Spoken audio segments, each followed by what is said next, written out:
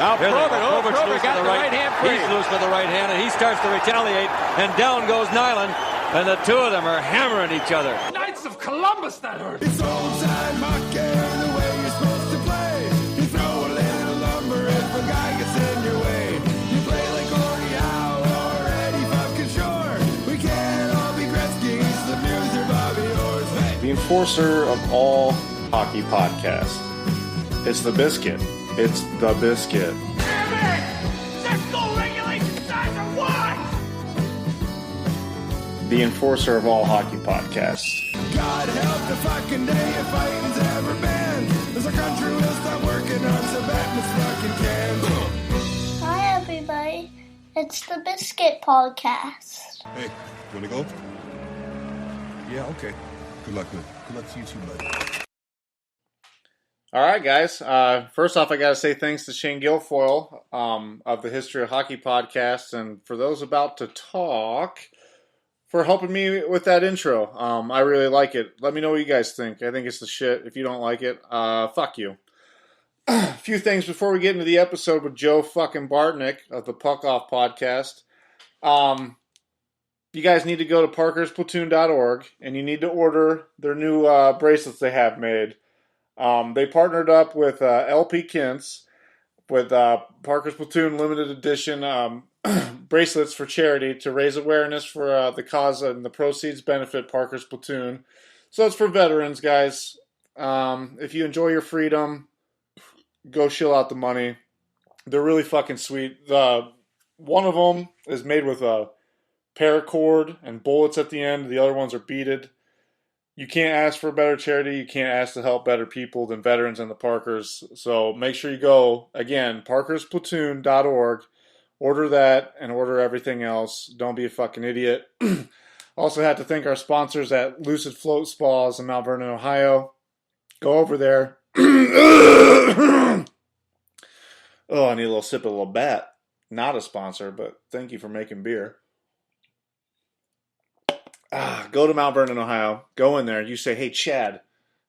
Hey, Chad. I listen to the Biscuit, man. Can I get my first float for half off? They'll say, yeah, dude, you can. Because that's the fucking deal. Be like Joe Rogan. Go take a float. Go get stoned first and do it. But don't tell Chad you're stoned. Get stoned in the parking lot. Don't get stoned in the parking lot. Get stoned to your house, then get in the car and drive there. That's what you need to do. That's power. That's fucking freedom. All right, guys, enjoy. Joe Bartnick. All right, Biscuit babies, welcome to the Biscuit. Special guest today, I've got stand-up phenom, Rose Bowl legend, and Pittsburgh Penguins fan, Joe Bartnick. How are you doing, sir? I'm doing fantastic. Thanks for having me on, Biscuit. Hey, thanks for fucking coming on, man. I appreciate it. Being from Pittsburgh, you were, probably born right around when the team was being born. What got you into hockey to begin with?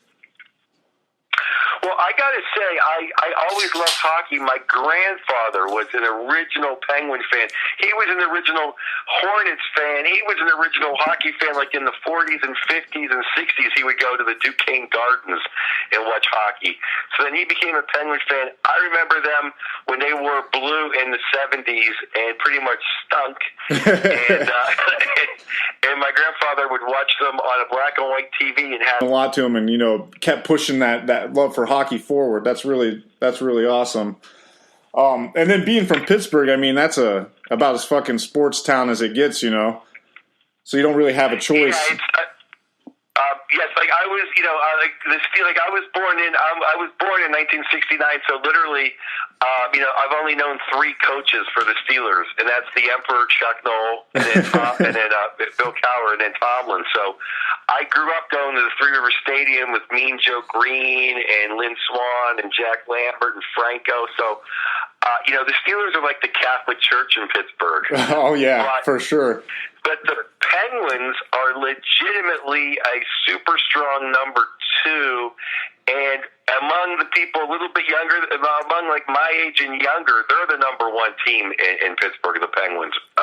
Around the world, because of so many millions of people that left Pittsburgh in the Depression and stuff, Steelers are number 1. But in Pittsburgh itself, and the younger people, like 35 and under, the Penguins are number 1. Definitely. The Penguins, to me, seem a little less blue collar than the Steelers, but it seems like that city has taken to them just like the Steelers. You know, like you said, if you're 35 and under, you're a Sid, diehard, a Malkin fan, and that's them's your boys, that's your team. And I mean, the Steelers are, no joke too, still winning. It seems like they're in the Super Bowl every 3 years, but what this Penguins team has been able to do in the last, decade or so is quite remarkable. And from where I'm from Ohio. So when we were little, we didn't have a team. So it was, up north, you could root for the Red Wings, which is illegal in Ohio. So a lot of people around my area actually are Penguins fans. And it didn't hurt that when we were little, Yager and Lemieux were playing. So they kind of got that started here in my area. Yeah, I mean, absolutely. Jaromir Jagr is like, he still gets on my Christmas tree every year. The only year he wasn't was the year he was the Flyer. Yogs, I love Yogs.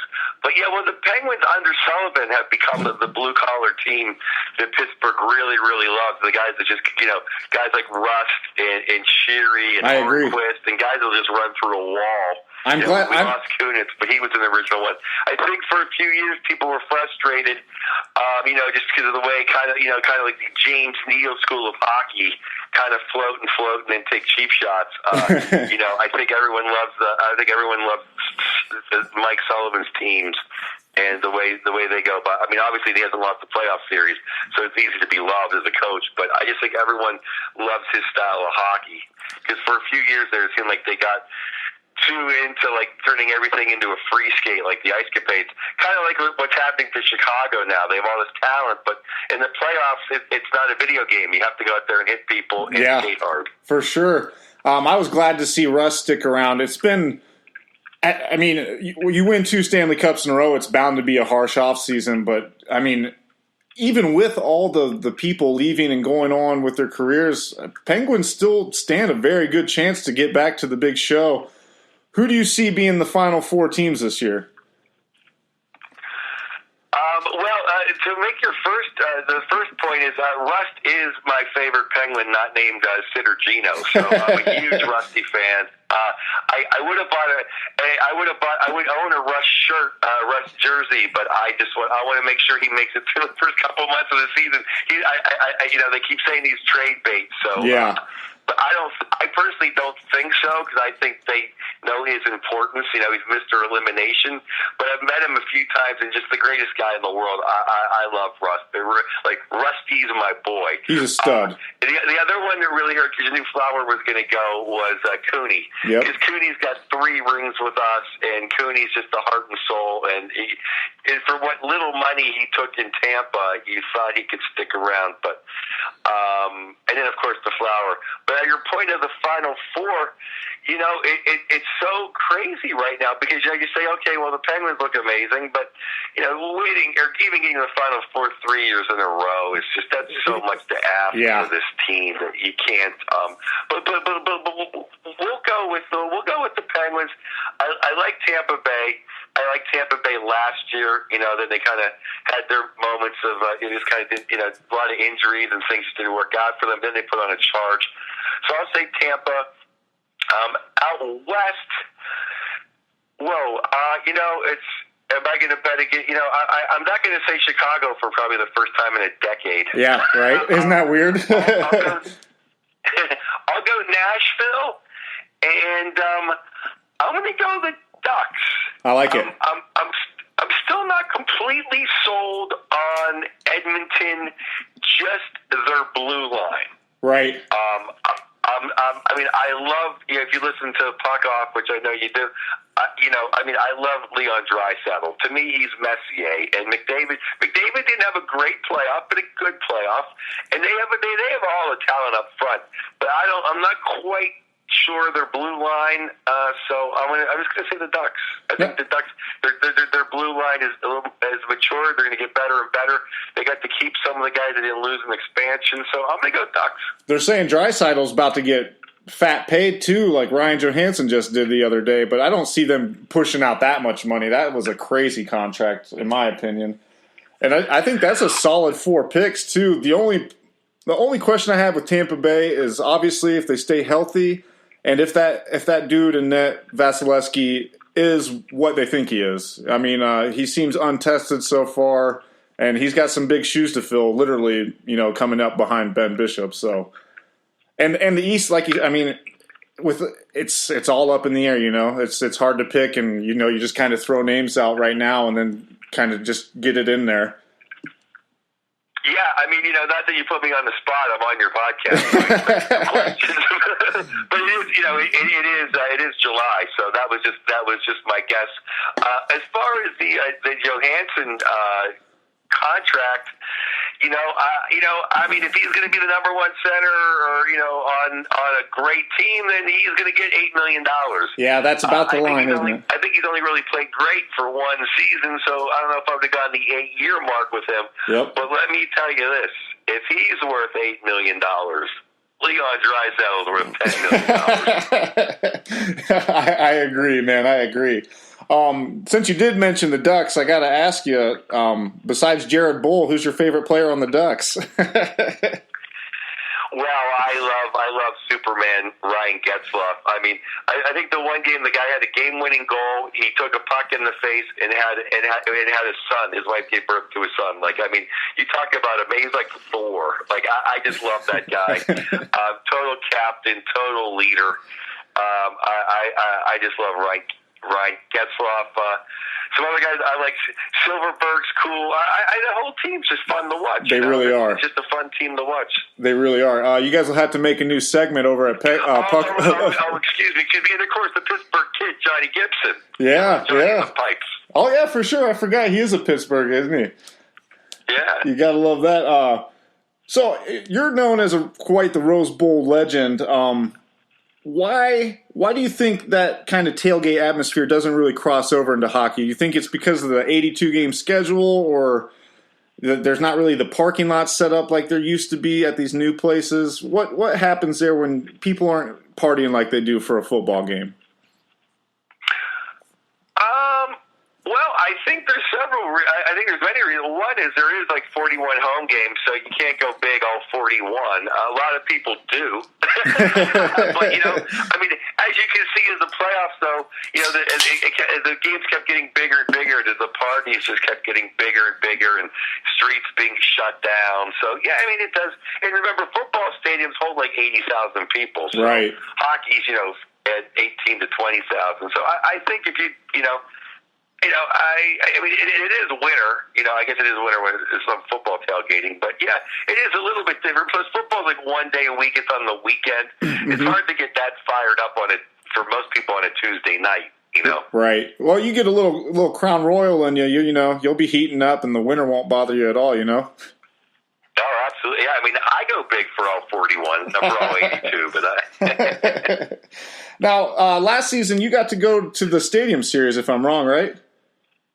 Yes, I went to the outdoor game. Yes, I did. How the hell was that, man? I think that's something great that the NHL, continues to push forward, and I think it gets bigger and better every year. I know sometimes the hockey games aren't that great, but you got to kind of put that aside and just look at it in the grand scheme of things. So how was that? You were there the whole weekend, hanging out, meeting guys, talking to Penguins. What kind of atmosphere and, how was that being there on the ground level and checking all that out? The atmosphere is fantastic. Even got along with Flyer fans in the hotels and around town. It's just such an event. It's an amazing. I think on TV it may have lost some of its luster. You remember the first one when Sid's in Buffalo in the blizzard? It looked like a Christmas Carol. Yeah, you're never going to top that. They started off with a bang, that's for sure. I think on TV it may not be as great to watch, but it's such a great thing for the cities that are involved. Yeah. The revenue generated, and so I hope they keep them going. And they don't need 10 a year or 6 a year, but a couple of years, great. As far as the game itself, I loved it. I have my press credentials, so I could have sat in the press box, and I was dressed for the press box. And then an NHL lady I know came by. She goes, "You want to sit in the stands?" These are front row seats. So we absolutely. So I went down in the first period, and it's the Flyers, my only team I hate, and we're winning. So I don't want to jinx them and get up and leave. Well, then, if you remember, we went from 80 degrees on Friday to 25 degrees by Saturday night. Yeah. I was freezing. I was literally shaking, but I didn't want to jinx them and get up and leave because you can't cheer in the press box. It's just not allowed. No, it'd be a little weird, huh? Yeah, it's almost done. So, So, were you there with Pro Hockey News then, writing? Yeah, I did some stuff for Pro Hockey News. I actually got my credentials, though, through the Trib Live Radio. I do some stuff for Trib Live Radio. That's awesome, man. That's awesome. And the great Rob Rossi helped me. So Rob Rossi, great Penguin beat writer and just an overall great dude. He helped me with that because I got some primo. I got a really good press pass. Fuck yeah. So you're from the East Coast. You live out west now. What do you think the biggest difference of the fan bases are, if there are any? Just, from being in Pittsburgh and growing up in that fan base, and then your sister team out west and the Kings. Do you see any difference between how the people follow the game or the love of it, the knowledge of it, any kind of difference in there? The Kings have there's like 30 million people in LA, so the Kings have at least a couple million strong, really, really big time Kings fans, and they've been around as long as the Penguins, so they're a diehard fan base and they're very knowledgeable. They're just as good of fans as anywhere I've seen, the hardcore Kings fans. Now, of course, you have your bandwagon fans. It's LA. They're playing good. They're winning cups. Right. It's hard to get tickets. But sports just in the East, it's just a different thing. It's way more life and death on a daily basis than it is out west. Like you said, it's like our church, our religion over here. Because there's not as much going on, it goes down from your grandpa to your dad to you. You watch them scream at their television. It just gets inherited into you. And I've seen it ruin, my brother's weeks or, my stepdad's whole day. It's, the Browns would lose or something like that. You're like, oh, man, what the hell? So I think you're right there. I mean, that is one thing too. The games here. If you watch the Penguin game, starts at 4:30. It's over at 7 or 8, and then no matter what, you can still go out and do my comedy sets, or I can do whatever. It doesn't ruin your whole day. And also, it's nice outside, so it's not like, oh my God, we lost 3-1, and now I got to go shovel. Oh, that's so true too. You get in your car, and like fuck, can't start it up. Oh, that's hilarious, man. You're starting a team tomorrow. You're the GM. You got to pick between Jared Bull and Adam Oates. Who you taking? I'll take an Oates. I know. I say that. I joke with you because you say Jared Bull's a chump. He's one of my favorites. So I've just got to give you a little shit on that one. And, I'm sure, if he's on your team, you're gonna love him. I just think he's one of the guys they're trying to get out of hockey. Yeah. I mean, just the goon that does stupid things, and then it's just not really needed. Yeah, they're definitely trying to push that out of the game for sure. I really enjoyed that the 100 players better than Adam Oates. I thought that was fucking crucial. That was hilarious. That was one of my favorite episodes of Puck Off. That was great. Yeah, I could name 100 more. It's funny, people keep texting like, this guy, and I'm like, I only had to name 100. You'll have to do it every year, man. That was great. Who in your opinion is the best Penguin or the best non-Penguin to ever play the game? Not named Gretzky. Oh, well, Bobby Orr, probably. Yeah. What he did. That's kind of the etched in stone holy trinity. Most people, it's always Gretzky, Lemieux, Bobby Orr, in whatever order you want to put them. Yeah. And then you usually have Gordie Howe, around there, and Bobby Hall, and now Sid's jumping into that, Messier. Yes, I mean, Sidney really is. You cannot deny what he's doing. And I actually wanted to ask you about this. I'm sure you watched the NHL Awards, and so they had the trailer for the new video game. It's called Young Guns Edition. Connor McDavid, Austin Matthews, Patrick Laine. Connor McDavid ends up winning the MVP of the season, and they just kind of pan over to Sidney, and you see his face, and he's not fucking happy. And I was like, oh my God, you just pissed off the one psychopath that you don't want to piss off. I mean, he might go for 120 points this season just so he can be like, okay, guys, I still got it. I'm still Sidney Crosby. Yeah, I think he has a competitive fire. For sure. I think that I think he kind of enjoys those guys pushing him. I think so too. Work harder. I think he needs that. I think he wants that. I think so too. And he can get some fire on him, man, And you're not going to get to that level of a competitive champion without, doing a little dirty shit here and there. So when they show it, I'm not surprised in it. And Sidney's not afraid to go to the crease and score some goals either. And I was worried, about 2 seasons ago, he kind of fluttered out a little bit, and then that World Cup started up, and then he hasn't looked back. And with Brian Reeves coming in, like you said, it's, unheard of to go 3 years in a row, but if there's a team that can do it, they've got all the parts. Yeah, it seemed like the whole team was in a funk, and then they got rid of Mike Johnson, and they got a couple faster guys like Trevor Daley and Carl Hagelin, and then it was off to the races. And then Sid kind of rejuvenated his career. He was playing good. He wasn't playing amazing.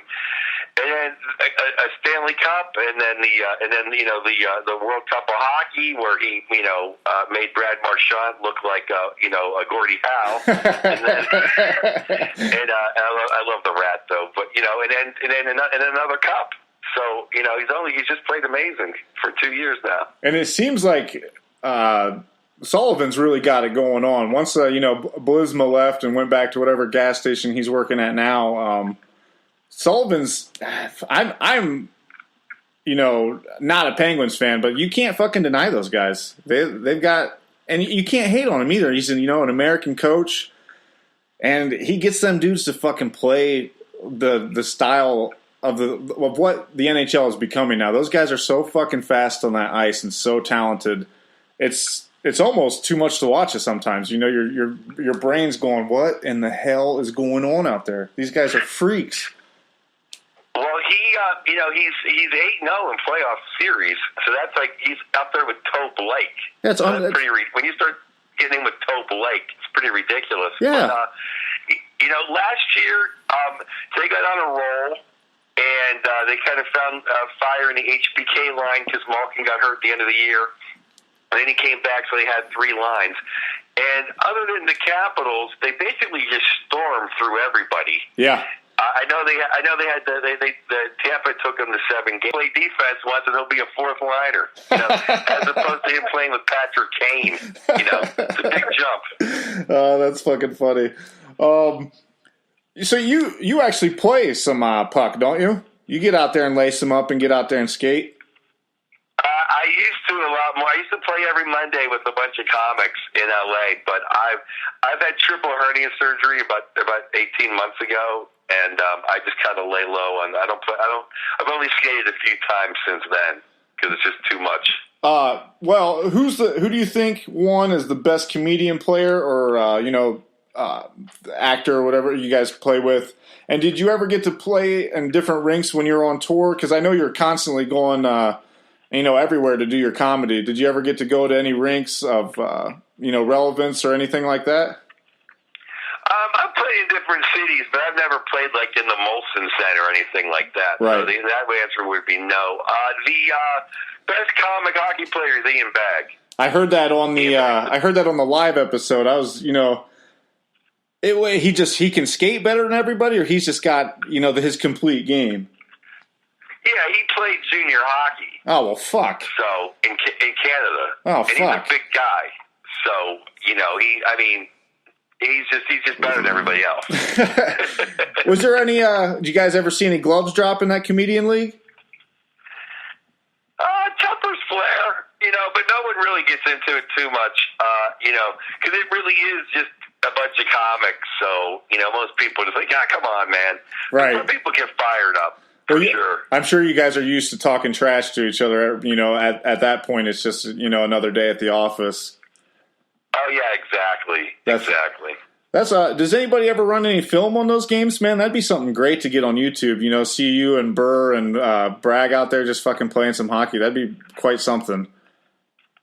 I know for years people were trying to get together and like have like a reality show about us, like all of us guys that play. But a lot of the guys that we used to play, and good for them, their careers all really took off to the point where we can't go out and get injured on a Monday. Yeah. I mean, I still can. A lot of the other guys, that's the other reason why it kind of started going away, because it's like, what am I doing? I got to go away for 3 weeks. I leave Tuesday at 6 a.m. Right. I go out and twist my knee. I'm on the road for 3 weeks. So, so kind of.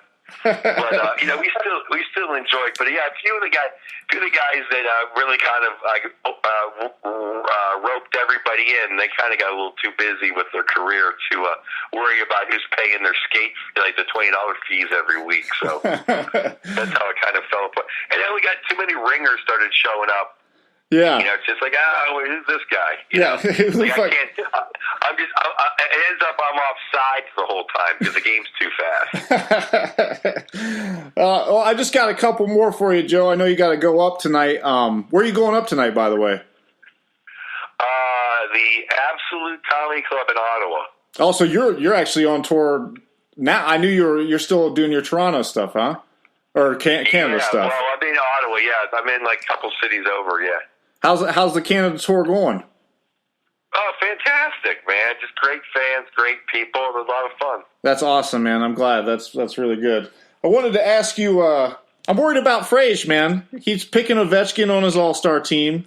He's talking about Milbury after you guys just talked about him on the 10 seconds before. Is he smoking too much pot, or what's going on with old Frage?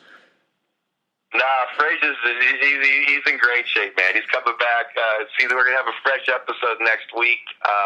It's gonna be awesome. No, Frage is great.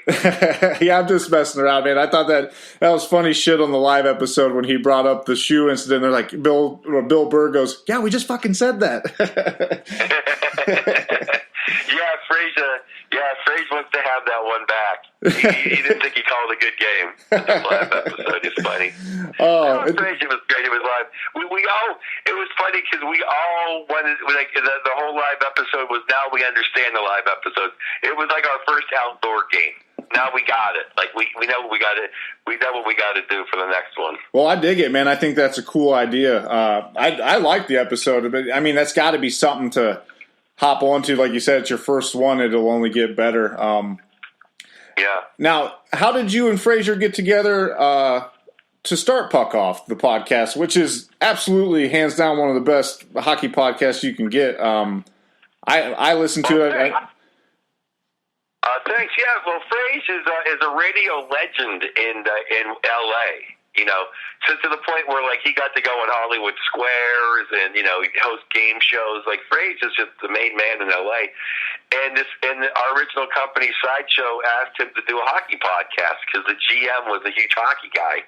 And Frage goes, "I know just the guy," because we used to do stand-up together all the time. So that's how Puck Off came about. And is he a Michigander, or is he just a Red Wings fan? No, he's a half Canadian, half American. His mom is Canadian. Oh, no shit. Yeah, so that's why he loves and yeah, he's a Michigan guy all the way. That's Michigan awesome. Guy all the way, big Red Wings guy. Yeah, for sure. My wife, who it's our anniversary today, so I'd like to say happy anniversary to her. She's from Flint, Michigan, so in our house it's all red and white. Gordie Howe is never did any wrong, and if I say anything, I'm sleeping outside. If I say anything. If I say any shit about the Red Wings, but which is hard to say until the last season, anything about them. Going 25 years in the playoffs is nothing to shake your head at. Yeah, no, exactly. Just a great franchise. What do you think about them going forward?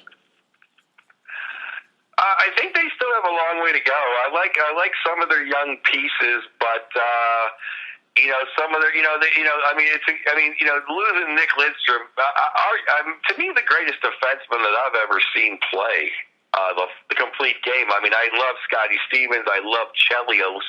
Yeah. Love Paul Coffey, but I think and Larry Robinson, but I think just, year after year, excellence personified in Nick Lindstrom. So losing him's a big deal. Mazarek never really did as good as he's supposed to, and then they still have Jimmy Howard, still their best goaltender. So, but I like their young guys. I like some of the young guys come up. Tatar, you signed a bigger deal. I hope he can live up to it. He's kind of hit or miss.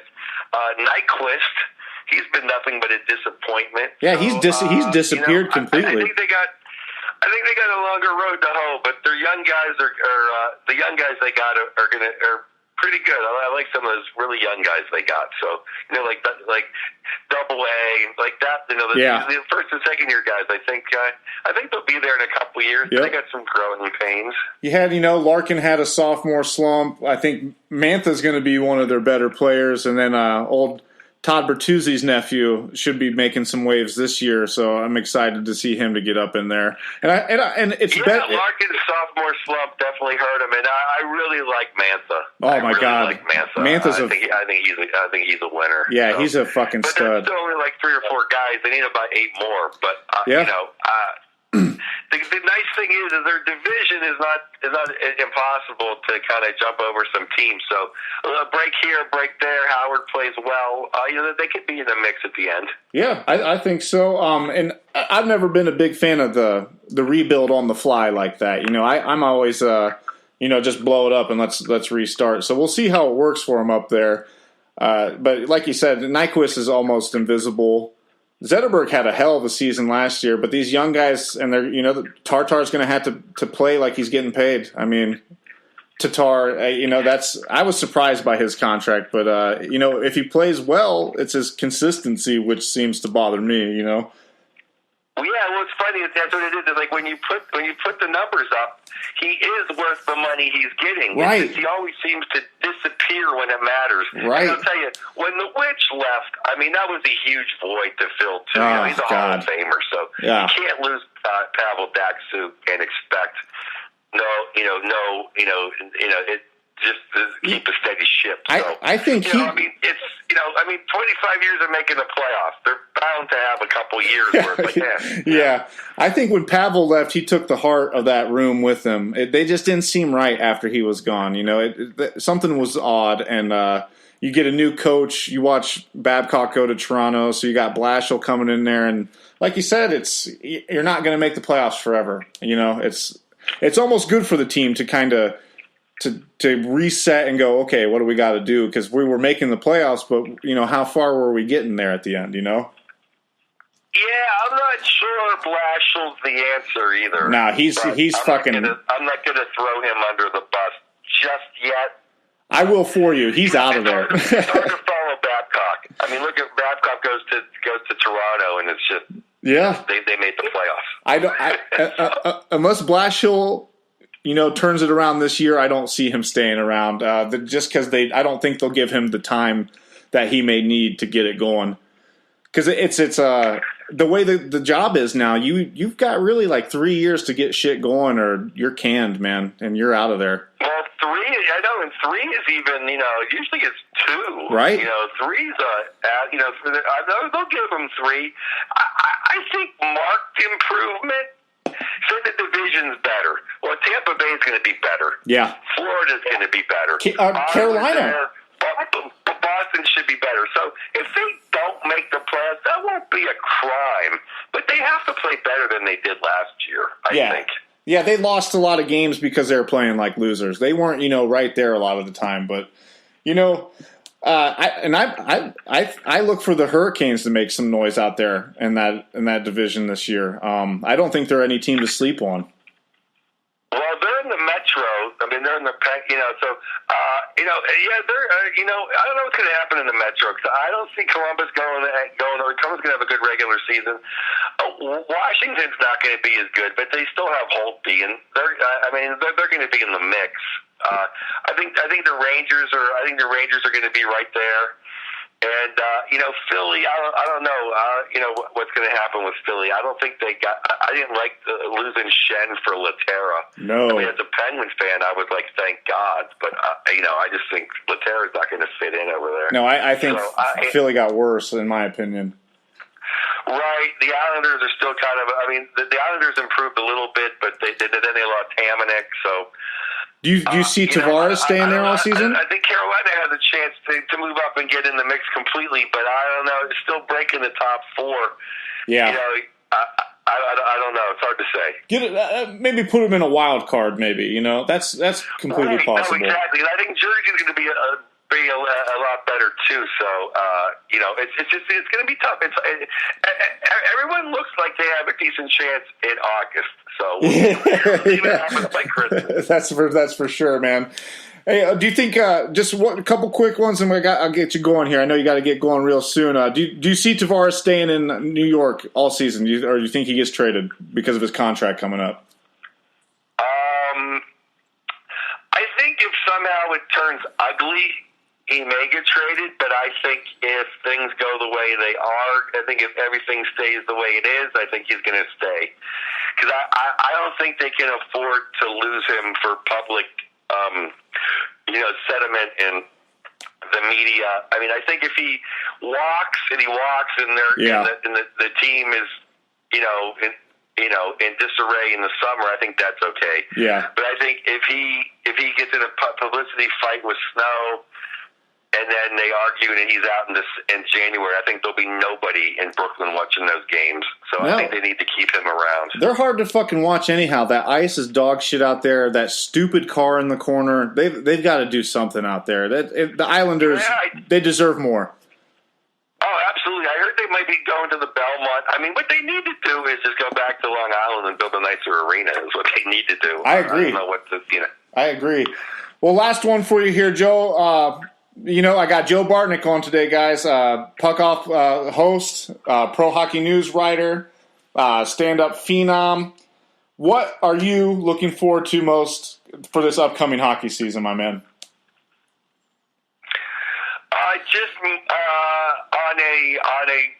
I'll give you two notes. One, this is the golden era of Penguin hockey. Sid and Gino have surpassed Mario and Yager. They've won 3 now. There's no complaining. Just sit back and enjoy the last few years of their career and enjoy greatness. The changing of the guard, really. Penguin fan. And then as a National Hockey League fan, just watching, Austin Matthews is amazing. Watching Patrick Laine is amazing. Watching McDavid and Draisaitl. There's just so much young guns in the NHL. It's just the league's just in great hands as far as fun stuff. And then even the middle guys. Like to see a whole season of Steven Stamkos. I like to see John Tavares. It's just hockey's. I'm just excited. There's 68 more days or something. I just can't wait. Yeah, it's very close. Joe, I can't thank you enough, man. Make sure you go follow the Puck Off Podcast on Twitter. Follow his personal account on Twitter as well. The Morning Skates, man, I want to thank you for doing those as well. Those are always fucking fantastic. Thanks, man. And that's a brilliant idea, man. You're on it, dude. You're a funny motherfucker. I'm so happy you came on, and where else can they find you? You're at Pro Hockey News, and then Puck Off, and then your Twitter account there. Because Sherry signed today, I figured this is the last move, really, for the off season for it's probably it now. So I'm gonna do my off season grades. It's coming out in a couple of days on Pro Hockey News, and just listen to Puck Off if you love hockey, which I guess you do to this, and follow me on Twitter or Facebook, and come out and see a stand-up show. All right, thank you very much, Joe, man. Thank you. Well, there he was, guys. Joe Bartnick, the Puck Off Podcast, writer for the Pro Hockey News, and comedian legend. Super funny fucking guy. Can't thank him enough. Make sure you guys go hop over on the Puck Off Podcast. Follow them on Twitter. Follow them on Facebook. Follow Joe's Twitter account, the Joe Bartnick, at Joe Bartnick. And go follow the Biscuit Pod. Email us. Thank you, Jake Mack, for emailing me from Australia. I got a fucking email Fuck you, Spotify, for never emailing me. Fucking dicks. Oh, guys, we're getting there. It's like 68 more days and we got fucking hockey coming. Unfortunately, Big Rand will be on soon. And you're welcome. You know what you're welcome for? You're welcome for Scott Parker. You're welcome for Adam Scorgi. You're welcome from fucking the Fourth Line Voice. You're welcome for my boy The Beard. And you're welcome for Joe Bartnick. Go follow us, rate and review. iTunes Podcast Store, iTunes, whatever it's fucking called. Click and do all that stuff. Not Spotify. Stitcher Radio, Google Play Music. We're on the Facebook. Go be our friends over there. And we're on Instagram now, so go follow us there as well. And like I said in the beginning of the episode, Parker's Platoon, they have a special limited edition paracord bracelet out now. It's fucking badass. It's camo. It's got bullets. Do you ever look down at your wrist and go, God, my wrists look like a fucking piece of pussy shit. Not anymore. Not with parkersplatoon.org. They will make you look like a fucking winner, even though you're a loser. Love you guys. Thanks for listening. You'll hear from us soon. Freedom, hockey, the biscuit.